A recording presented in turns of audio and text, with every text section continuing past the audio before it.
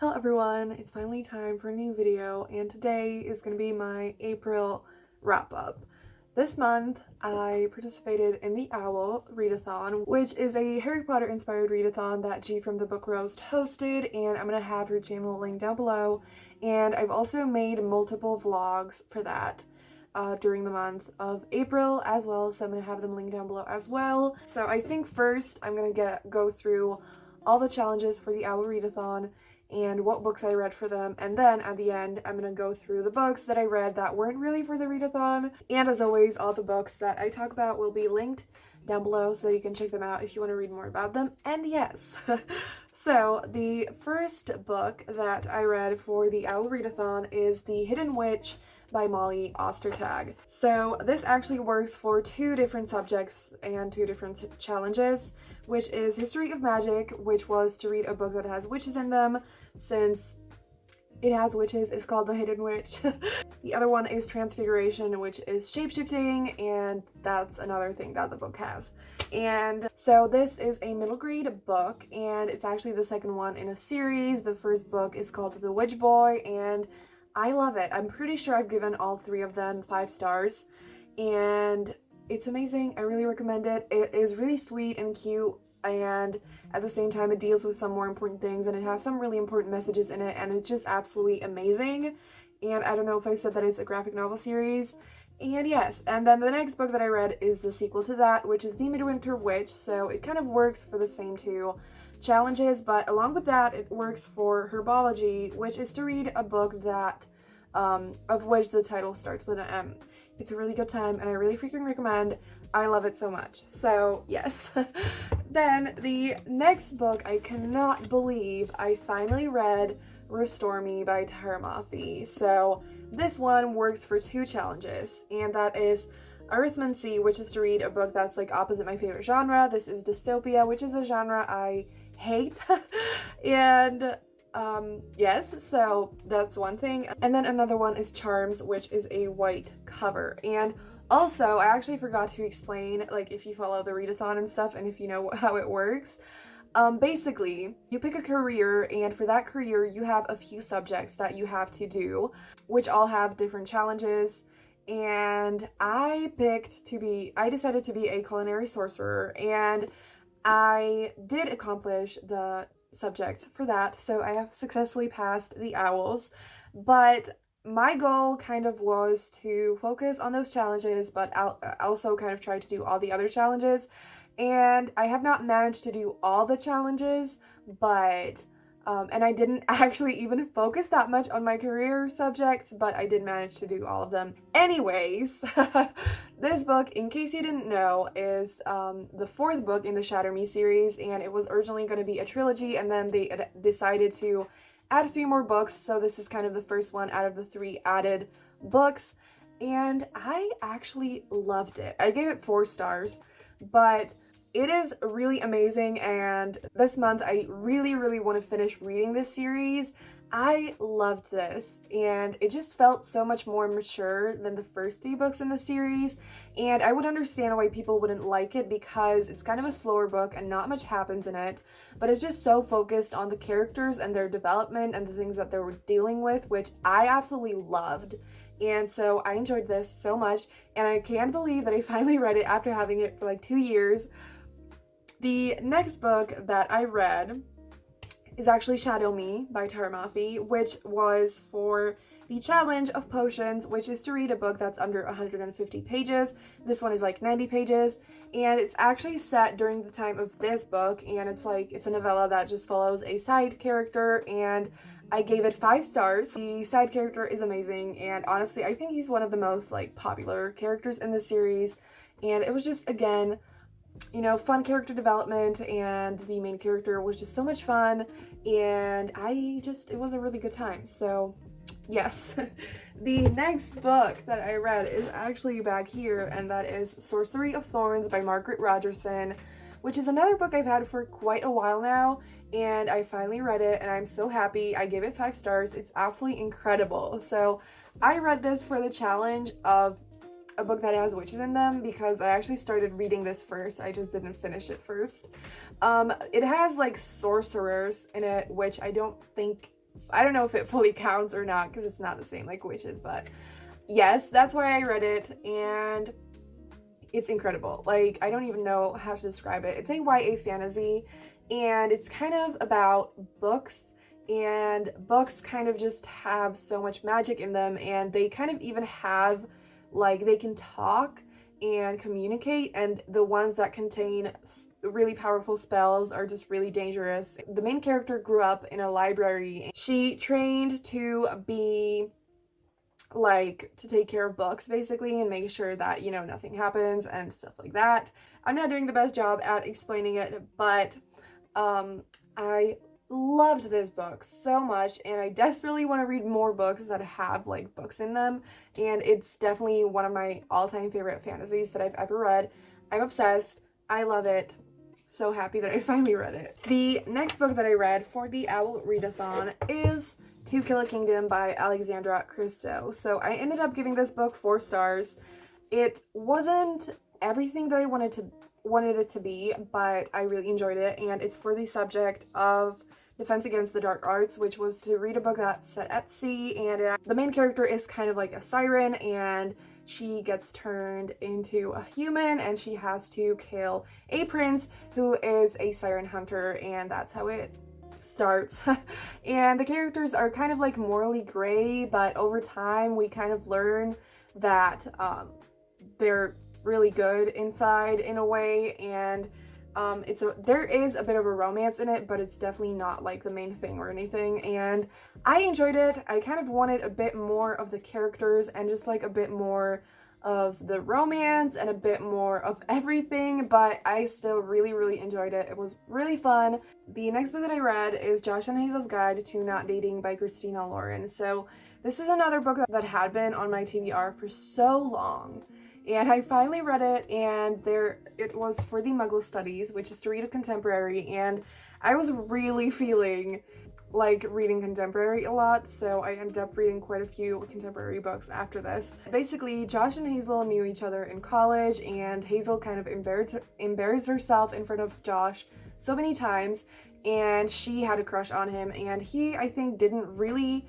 have feelings for her, and they kind of reunite again. They kind of also end up living together because of something that happens, and I fucking love forced proximity in romance. It's amazing, and this book was just so much fun. Like, Hazel is such an amazing character. She's just so honest and out there, and she doesn't hesitate to just show who she is and everything, and she was just amazing, and it was just really funny and so fun. And the one thing that people really often complain about is the ending, and I did not love the ending either. Like, I didn't hate the complete ending. I would totally understand why people would. I didn't hate it, but what really annoyed me was the conflict, like that part that was like not the end, but you know, before that. I did not love that, but yes, I ended up giving it 4 stars because of the conflict and everything. It wasn't a 5-star, but it was still a really fun book, and if you like adult romance, I would recommend it. The next book that I read is Check Please by Nozi Ukazu, and this book is another graphic novel, and it kind of follows this gay boy who wants to play hockey, and he likes baking, and he used to be a figure skater. It's just there's this group of guys who all play hockey, and they become friends, and there is kind of like a bit of romance near the end. Not much, unfortunately, but it was really cute, and I really want to read the 2nd volume so that I can hopefully read more of the romance there, but it was cute. Then I read The Dark Wife by Sarah Deemer, which I read for astronomy, which was to read a book only while it's dark outside, and this book is a Hades and Persephone retelling, and it's female, and I really enjoyed it. I ended up giving it 4 stars, and it was really fun. It was really quick to get through. It's also available on Scribd, and it's like 220 pages. I really liked the writing a lot, and the characters were really nice, but the only thing is I felt like the beginning was really rushed. I wanted a little bit more of the development in like the love story, because I felt like, again, it was kind of rushed, and I just wanted more scenes with them, and like I wanted to see them more because it had so much potential. But I still really enjoyed it. The next book that I read for the Owls is Talk Sweetly to Me by Courtney Milan, and I actually vlogged reading this, but it's for a video that I haven't put up yet, so stay tuned for that. Hopefully it's gonna be this month. So I'm not gonna get too deep into it, plus it's a novella. So this is a historical romance, and like I just said, it's a novella, and I just love Courtney Milan, and this was so much fun. And if you like historical romance, I really recommend it. It was just amazing. And the next book that I actually DNF'd was Devil in Winter by Lisa Kleypas. So this was for the challenge of white on the cover yet again, and I hated it. This is the third book in the Wallflower series, and it's the most popular one. So if you love this book, no, like, obviously I don't have anything against that, and yes, but I personally absolutely did not like it. I did not like the love interest. He even did something really terrible at the end of the second book, and I was just like, absolutely not. And then in the third book, I was just like, you know what, I'm gonna give it a chance. This series is fun.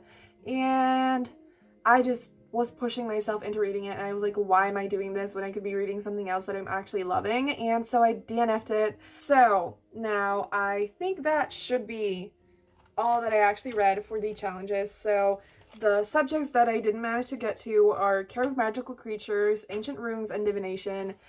And, you know, it's fine. They weren't for my career. Next time, maybe. But I still ended up reading a few more books than that. So I'm just going to quickly go through them. I don't want to talk about it in too much detail so that we're not here for ages. So another book that I read is Sunfish by Shelby Eileen. Shelby Eileen is an absolutely amazing poet, and I love their books so much.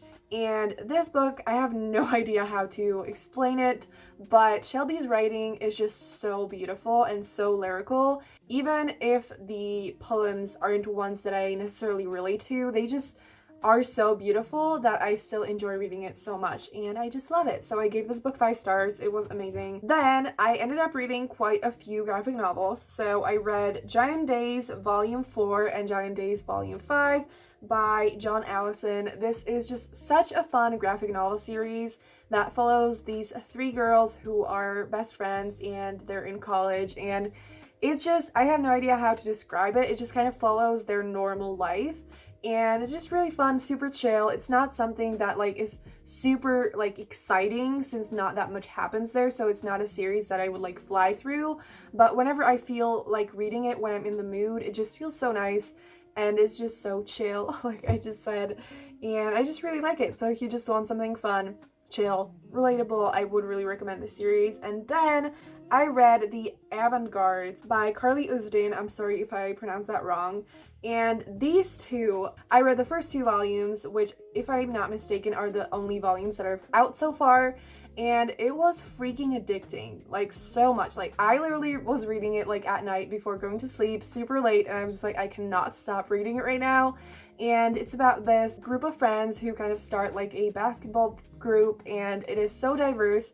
It is just so fun, and I loved all the characters so much, and I was just so invested, and there are amazing friendships and relationships, and I just love it, and I really recommend it. Then I actually have a few books that I read for Smutathon, and then we're gonna be done. So the first book that I read for this Smutathon is Theirs for the Night by Katie Robert, which was the group book of the Readathon, and it's basically like a male-male, female polyamorous relationship, and this is a novella that kind of sets up the 2 novels that are after this, and this is just basically they spend a night together, and it was just super short. I flew through it. I'm pretty sure I just read it all in one sitting. And yes, the next book that I read is Guarding Temptation by Talia Hibbert, which was so much fun. I have talked about Talia Hibbert so many times. I adore her. She is my absolute favorite adult romance author, and this book was no exception. There is the forced proximity trope, and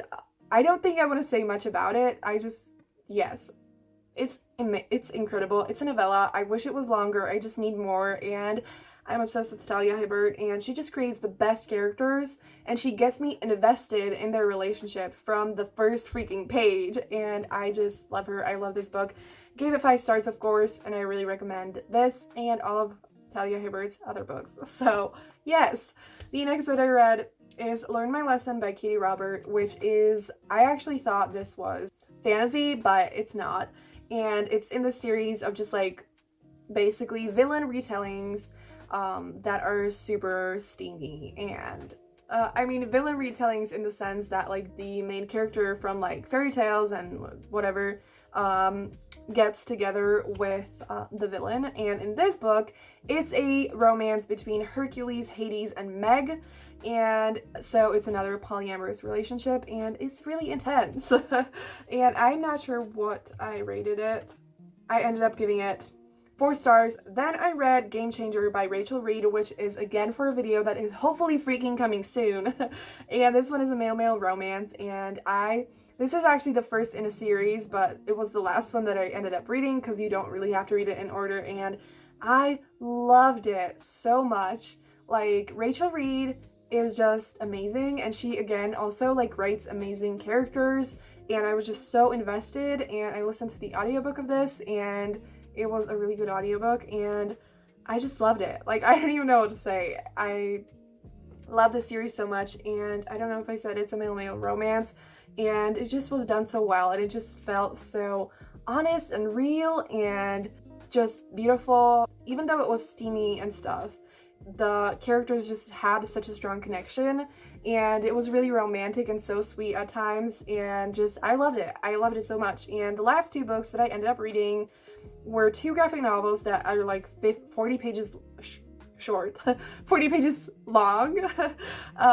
And that is How the Best Hunter in the Village Met Her Death by Molly Ostertag and Alley Cat by Molly Ostertag. So these are 2 adult graphic novels that are super short, and they were on sale for $1. I'm not sure if they still are, but if they are, I'm going to link it down below.